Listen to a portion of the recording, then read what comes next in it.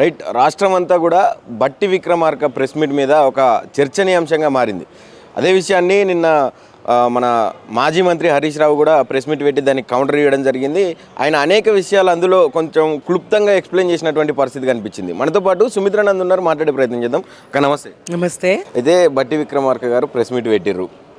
ఈ బొగ్గు కుంభకోణం కావచ్చు, సింగరేణికి సంబంధించిన టెండర్లు కావచ్చు, ఇవన్నీ కూడా మీరు ఎప్పుడు అంటే బీఆర్ఎస్ ఉన్నప్పుడే అనుమతులు ఇచ్చారని చెప్పి ఒకటి, దాని తర్వాత నువ్వు ఇందులో ఉన్న దేని తప్పుల గురించి, ఇందులో ఉన్న అవినీతి గురించి నువ్వు ఒక లేఖ రాస్తా అని ముఖ్యమంత్రికి చెప్తున్నావు, కానీ నేను అందుబాటులో ఉన్నా, నువ్వు నాకు రాయొచ్చు కదా అని చెప్పి మాట్లాడింది. ఎట్లా చూస్తారు, ఏం చెప్తారు దానికి సంబంధించి? ఇక్కడ కుంభకోణం జరిగిందనేది స్పష్టం. 9E టెండర్ల రద్దుతోనే కుంభకోణం జరిగిందని బట్టి విక్రమార్క గారు గౌరవ ఉప ముఖ్యమంత్రి గారు అంగీకరించినట్టు కదా. మళ్ళీ కొత్తగా నాకు రాయి నీకు రాయి, ముఖ్యమంత్రి గారికి అవినీతే ముఖ్యమంత్రి చేసిండ్రు. మరి సంబంధిత దానికి వాళ్ళ బావమరిదికి సంబంధించిన వ్యవహారం ఇందులో ఉన్నది. ఇదంతా ఒక భాగోతము, ఈ కుంభకోణము. సీఎం రేవంత్ రెడ్డి గారు అన్నట్టు ఆంబోతులు. ఎవరు ఆంబోతులు? నిజంగా మీడియా అయితే నిజమే, రేవంత్ రెడ్డి గారు కొన్ని సందర్భాలలో నిజమే చెప్తారు. 2 ఆంబోతుల మధ్య మంత్రులను బలి చేసే, తెలంగాణ మంత్రులను బలి చేసే కుట్ర జరుగుతూ ఉన్నది. ఈ కుట్రను తెలంగాణ ప్రజలు అర్థం చేసుకుంటారు. ఇప్పటికే మరి సమైక్యవాది, తెలంగాణ ప్రజల మీదకి రైఫిల్ ఎక్కుపెట్టినటువంటి సమైక్యవాది, చంద్రబాబు పంచన చేరినటువంటి సమైక్యవాది, ఇప్పటికీ కూడా అదే పచ్చ పార్టీ నీడలో మనుగడ సాగిస్తున్నా అనుకునేటువంటి సమైక్యవాది, ఇప్పటికి కూడా జై తెలంగాణ అనేటువంటి సమైక్యవాది, ఇప్పటికి కూడా అమరులకు పిడికెడు పూలు జల్లని, అమరుల పేరెత్తని, అమరులకు జోహార్లు అర్పించినటువంటి ముఖ్యమంత్రి రేవంత్ రెడ్డి గారు ఉన్నారు. ఆయన ఈ ప్రాంతం మీద మమకారం ఏముంటుంది, ఈ ప్రాంతాన్ని అభివృద్ధి చేయాలనే ఆలోచన ఎట్లుంటుంది, ఆయన ఈ రాష్ట్రాన్ని సాధించినటువంటి, రాష్ట్రం కోసం ప్రాణాలు ఫణంగా పెట్టి త్యాగానికి సిద్ధపడ్డటువంటి కేసీఆర్ గారి పార్టీ, రాష్ట్ర సాధన కోసం పుట్టినటువంటి పార్టీ గద్దెలు కూల్చమంటున్నాడు. దీన్ని బట్టి అర్థమవుతుంది కదా పచ్చ పార్టీ నీడ ఆయనకు ఎంత అండగా ఉన్నదో. అదే మాట అన్యోపదేశంగా చెప్పకనే చెప్పిండ్రు బట్టి గారు. పెట్టుబడుల కట్టుకథలు అని చెప్పేసి, రేవంత్ రెడ్డి గారి పెట్టుబడులకు సంబంధించినటువంటి కట్టుకథలు. నిజంగానే తెలంగాణ మంత్రులను ఒక మంత్రులలో ఐక్యత లేకుండా చేసి తాను విదేశాల్లో ఉన్నారు. మరి ఆ సందర్భంలో వీళ్ళందరూ ఒక్కటైతే నా గద్దె కూలిపోతుందేమో, గద్దె మనసులో రిపోర్ట్ చేసుకుంటూ అది కాస్త తిప్పి బీఆర్ఎస్ గద్దెలు కూల్చండి అని మాట్లాడిండ్రు. కూలబోయేది ఆయన గద్దె. దానికి అట్లా కూలకుండా ఉండడానికి ముందే మంత్రుల మధ్య ఈ పెట్టుబడుల కట్టుకథల విషపుత్రికలు, తెలంగాణ వ్యతిరేక పత్రికలు, ఆంధ్ర మీడియా, పచ్చ మీడియా, ఆ మీడియా కట్టుకథలు ఏ రకంగా వాళ్ళని విభజించిందో చూసినాం. మనం మంత్రుల మధ్య విభేదాలు ఎట్లా సృష్టించిందో చూసినాం.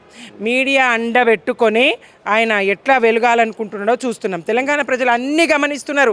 ఎడ్డిగుడ్డి తెలంగాణ కాదు, 60 ఏండ్లు మౌనంగా ఉండొచ్చుగాక, 60 ఏండ్లు కాంగ్రెస్ను దుమ్మెత్తి పోస్తూ ఉండొచ్చుగాక, ఇప్పుడు మాత్రం ఖచ్చితంగా తెలంగాణ ప్రజలు ఒక సోయికి వచ్చినారు. వాళ్ళకి అన్నీ అర్థమవుతున్నది. మంత్రుల మధ్య విభేదాలు సృష్టించి వాళ్ళు ఐక్యం కాకుండా, వాళ్ళు రేవంత్ రెడ్డిని గద్దె దించకుండా వీళ్ళ మధ్య విభేదాలు సృష్టించినటువంటి ఆంబోతులు ఆ మీడియా. ఈ ఒక్క విషయంలో రేవంత్ రెడ్డి గారు కొన్ని సందర్భాలల్లో నిజం చెప్పేస్తారు. మా కేటీఆర్ గారు అంటూ ఉంటారు, ఈ దొంగ చిటుకు దొరికిపోతూ ఉంటాడు, దొంగతనం చేస్తాడు, దొరికిన ప్రతిసారి దొరికిపోతూ ఉంటాడు. ఈ మాటల్లో కూడా ఇక్కడ కూడా ఈ ఆయన దొంగతనం బయటపడ్డది. ఆయన మాటల మర్మం ఓపెన్ అయిపోయింది. మర్మం లేదు అక్కడ, రహస్యం ఏం లేదు, ఓపెన్ అయిపోయింది. ఆంబోతుల్లాగా మీడియా మా తెలంగాణ మంత్రులను ఆటాడుకుంటాయి. అవినీతి ఇంకోటి తర్వాత అంశం.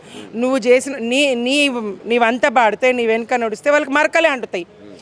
ఎవరింట ఉంటే తాటి చెట్టు కింద కూర్చొని పాలు తాగినా కళ్ళే అంటారు.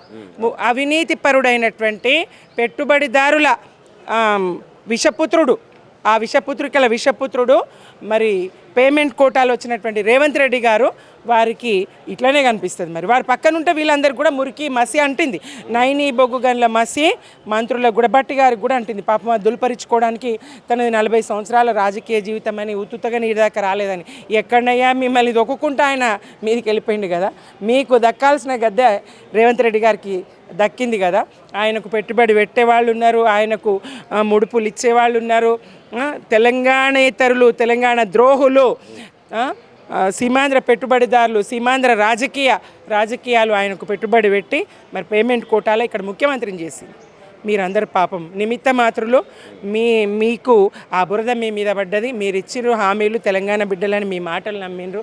సోనియాను, ప్రియాంకను, రాహుల్ను అందరినీ పిలిచి నిరుద్యోగ భృతి అంటిరి, యువశక్తి అంటిరి, మహిళలకు 2,500 అంటిరి, అనేక హామీలు ఇస్తిరి, 2 లక్షల ఉద్యోగాలు అంటిరి, 15,000 రైతు భరోసా అంటిరి, బోనస్ అంటిరి, అన్నీ బోగస్ చేస్తిరి, అన్నీ ఉత్తమాటలు చేస్తిరి. ప్రజల్ని నిండా ముంచి వంచి గద్దెను కాపాడుకునే ప్రయత్నము, మాటలు ప్రజలకు చెప్తా ఉన్నారు, మూటలు ఢిల్లీకి మోస్తూ ఉన్నారు, దాచుకుంటున్నారు. ఈ పాలన ప్రజా కంటక పాలన తప్పకుండా ప్రజలు గమనిస్తున్నారు. తప్పకుండా ఆ గద్దెను, మరి ముఖ్యమంత్రి గారి గద్దెను, కాంగ్రెస్ గద్దెను ఎంతో కాలం పట్టదు, ప్రజలు అర్థం చేసుకున్నారు. కూల్చే దినం వస్తుంది. తెలంగాణ బాగు కోసం ఎవరు, తెలంగాణ సాధించింది ఎవరు, తెలంగాణను అభివృద్ధి చేసింది ఎవరు, ఆ కేసీఆర్ గారి పాలన కోసం ప్రజలు ఎదురు చూస్తూ ఉన్నారు. ఆ రోజులు రాబోతున్నాయి. అయితే బట్టి విక్రమార్క గారు మాట్లాడుతూ అంటే సూదిని సృజన్ రెడ్డి ప్రస్తావన తెచ్చిండు ప్రెస్ మీట్లో, రేవంత్ రెడ్డి ప్రస్తావన తెచ్చిండు. అటు పోతే ఎండ్ ఆఫ్ ద డే 9 బ్లాక్కి సంబంధించి ఆ జీవోని రద్దు చేసిండు. ఎట్లా అర్థం చేసుకోవాలి ఇదంతా కూడా? అంటే రేవంత్ రెడ్డిని బట్టి విక్రమార్కే దగ్గరుండి ఇరికించిండు అనుకోవచ్చా? ఎట్లా కనిపిస్తా ఉంది? ఇరికించడం కాదు, ఇక్కడ బట్టిని ఇరికించాలని చూసిండు. రేవంత్ రెడ్డి గారికే ఆ కుట్రలు కుతంత్రాలు అవి వస్తే వీళ్ళే గద్దె మీద ఉంటారు. సీఎంగా తెలంగాణ బిడ్డలే, నిజమైన ఒరిజినల్ కాంగ్రెస్ వాదులే ఆ గద్దె మీద ఉంటారు. ఆ కుట్రలు వీళ్ళకి రావు కాబట్టే వీళ్ళు కింద ఉన్నారు, ఆయన మీద ఉన్నారు. అందులో జరిగింది కాబట్టే దాన్ని అంగీకరిస్తూనే ఆయన 9 టెండర్లను రద్దు చేయడం జరిగింది. తన ప్రమేయం లేదని చెప్పడం జరిగింది. మరి ఇదే చూస్తున్నాం. ఆ సూదిని సుజన్ రెడ్డి మరి ముఖ్యమంత్రి గారి బావమరిదట. ఆ బావమరిది కోసం ఈ కుంభకోణము, ఈ కథ తెలంగాణ రాష్ట్రాన్ని సిరి వెలుగులు విరజిమ్మే సింగరేని బంగారం, అణువణువున ఖనిజాలే నీ తనువుకు సింగారం. అది కదా కవులు వాడుకున్నారు కదా ఆ సింగరేణి. గర్భాన సింగరేణి గలమూన మధురవేణి, ఆ తరుల గిరులతోనే కురులల్లుకున్న రాణి. తెలంగాణకు ఆ సంపద ఎంత గొప్పది. దాన్ని మీరు ఆ వనరు, భూగర్భమున నిధులు పొంగి పారెడు నదులు, భూగర్భం ఉన్నటువంటి ఆ నిధులు దోచుకుంటారా? తెలంగాణ తల్లి భూగర్భంలో ఉన్నటువంటి ఆ నిధులు దోచుకునే ప్రయత్నాన్ని తెలంగాణకు రక్షణ కవచం బీఆర్ఎస్, తెలంగాణకు రక్షణ కవచం కేసీఆర్ గారు కాపాడుతారు. తెలంగాణ ప్రజల ఆస్తులను దోచుకుంటామంటే మేము తప్పకుండా అడ్డుకుంటాం, కాపాడుతాం, ప్రజలకే చెందేలాగా చూస్తాం. ఇంకోటి, రాధాకృష్ణ గారు వెనక కావాలని అంటే పెట్టుబడుల కోసం చేస్తున్నారా, దేనికోసం చేస్తున్నారు? మీరు అన్నట్టు పెట్టుబడుల కట్టుకథలు అని చెప్పి మాట్లాడినటువంటి సందర్భం. అంటే ఎవరున్నారు అని బట్టి విక్రమార్క గారు ఏం చెప్తా ఉన్నారు, ప్రజలకు ఏం సందేశం ఇవ్వబోతా ఉన్నారు దానికి సంబంధించి? అసలు మీకేమనిపిస్తా ఉన్నది అది చూసి? తప్పకుండా దాని వెనుక ముఖ్యమంత్రి ఉన్నారని స్పష్టమవుతుంది కదా. రాధాకృష్ణ వెనుక ముఖ్యమంత్రి గారు ఉన్నారు, రాధాకృష్ణ వెనుక చంద్రబాబు నాయుడు గారు ఉన్నారు, రాధాకృష్ణ వెనుక తెలంగాణ ద్రోహులు ఉన్నారు, రాధాకృష్ణ వెనుక తెలంగాణ ద్రోహులు ఉన్నారు, తెలంగాణ వ్యతిరేక వర్గాలు ఉన్నాయి. మరి వాళ్ళ ఆంబోతుగా వర్ణించిండు రాధాకృష్ణను. నిజమే ఒప్పుకొని ఒక ఆంబోతును తెలంగాణ సమాజం మీదకి ఎగేస్తారా? ఆంబోతును తెలంగాణ కాంగ్రెస్ మీదకి ఎగేస్తారా? ఇది పద్ధతి కాదు కదా. తెలంగాణ ప్రజలు సాధుజీవులు కాబట్టే 14 సంవత్సరాలు శాంతియుత పోరాటం, మమ్మల్ని మేము బలి చేసుకున్నాం కానీ మిమ్మల్ని పల్లెత్తు మాట అనలేదు, మీకు హాని తలపలేదు. తెలంగాణ ద్రోహులకు, తెలంగాణ వ్యతిరేకులకు, తెలంగాణ ద్రోహులైనటువంటి ఆంధ్ర వాళ్లకు, అందరికి కాదు, ఆంధ్ర వాళ్ళందరూ కాదు, తెలంగాణ ద్రోహులైనటువంటి ఆంధ్ర వాళ్లకు చీమ గర్వచ్చే హాని కూడా చేయకుండా మేము మా పోరాటాన్ని మేము కొనసాగించినాం కదా. ఇప్పుడు ఆంబోతులను మా మీదకి తెలంగాణ ప్రజల మీదకి వదిలితే, ఆంబోతులను తెలంగాణ మీడియా మీదకి వదిలితే ఎంతవరకు సమంజసం? అంతా ఏబిఎన్ ఛానల్లో మొన్న ఒక డిబేట్లో తెలంగాణ ఇప్పుడు ప్రెజెంట్ ఎమ్మెల్సీగా ఉన్నటువంటి వ్యక్తి రవీందర్ రావు గారిని get out from my debate అని చెప్పి వెంకటకృష్ణ గారు మాట్లాడినటువంటి పరిస్థితి. అంటే ఏం చెప్పాలనుకుంటున్నారు దానికి సంబంధించి? ఈ అవమానాలు ఇప్పటివి కాదండి, ఈ అవమానాలు అనేక సంవత్సరాలుగా, ఈ అవమానాలు భరించలేకనే కదా ప్రజలు ఎదురు తిరిగింది. ఈ అవమానాలని ప్రశ్నిస్తూనే కదా తెలంగాణ ప్రజల్ని ఒక తాటి మీదకి కేసీఆర్ గారు తీసుకురాగలిగింది. భాషను హీనం చేసిండ్రు, బతుకును ఆగం చేసిండ్రు తెలంగాణ ప్రజలు. ఇవాళ మా గొంతులను కట్టడి చేస్తారు, మా ప్రశ్నల్ని కట్టడి చేస్తారు, ప్రశ్నించనివ్వరు, అడగనివ్వరు, మాట్లాడనివ్వరు. మరి అక్కడ ఏదైతే సిట్టు బయటపెట్టదు, మేం బయట పెట్టాము, అదిగో ముగ్గురు కూర్చున్నారు, ఇదిగో ఇద్దరు కూర్చున్నారు, ఇదిగో ఇన్ని ప్రశ్నలు అడిగినరు, కాదన్నాడు, లేదన్నాడు, తెలియదన్నాడు, ఎట్లా ఇది ఎవరు లీక్ చేసిండ్రు మరి అని ప్రశ్నిస్తే గుమ్మడికాయల దొంగకు కోపం వచ్చింది.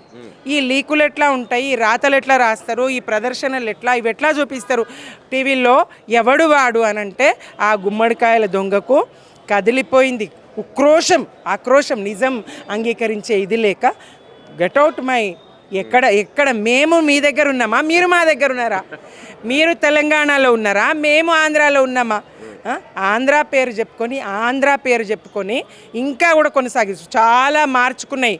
మరి అనేక ఈటీవీ తెలంగాణ అనేక ఛానళ్ళు తెలంగాణ పేరును పెట్టుకున్నాయి, మార్చుకున్నాయి, తెలంగాణ కోసం ప్రత్యేకంగా పనిచేయడం మొదలుపెట్టినాయి, పేపర్లు కానీ ఛానళ్ళు కానీ. వీళ్ళు మార్చుకోలేదు, వీళ్ళు తమ పేర్లు ఆంధ్రాని అట్లనే ఉంచుతారు. పొండి మరి ఎవరు వద్దన్నారు, మీ అమరావతికి పొండి, మీరు ఎక్కడికి పోతారో పొండి, ఇక్కడుండి మా ప్రజల మెదళ్లలో విషం నింపుతామంటే, ఇక్కడుండి ఆంబోతుల్లాగా సీఎం రేవంత్ రెడ్డి గారు చెప్పినట్టు ఆంబోతుల్లాగా మా మంత్రుల మధ్య తగాదాలు పెడతామంటే, ఇక్కడుండి ఆంబోతుల్లాగా మా మీడియాను చిన్నగా చేస్తే, ఇక్కడుండి ఆంబోతుల్లాగా మా ప్రజాప్రతినిధులను, గౌరవప్రదమైనటువంటి ప్రజాప్రతినిధి తెలంగాణ ఉద్యమకారుడు తక్కలపల్లి రవీందర్రావు గారిని గెట్అవుట్ అంటావా? ఎవరు గెట్అవుట్ కావాలి? నిన్ను మెడలు పట్టి గెంటనందుకేనా మమ్మల్ని ఆ మాట అనేది? ప్రజలు గమనిస్తూ ఉన్నారు. తప్పకుండా ఆ విప్లవం మళ్ళీ ఒకసారి తెలంగాణ ఉద్యమం లాంటి విప్లవాన్ని రావడానికి కారణం వీళ్ళే అవుతున్నారు. ఇదే ఆంధ్ర మీడియా అవుతున్నది. వీళ్ళే రెచ్చగొడుతున్నారు. వీళ్ళే రెచ్చగొట్టి మరి పబ్బం గడుపుకోవాలనుకుంటున్నారా, ఏమనుకుంటున్నారో కానీ ప్రజలైతే తెలుసుకుంటారు.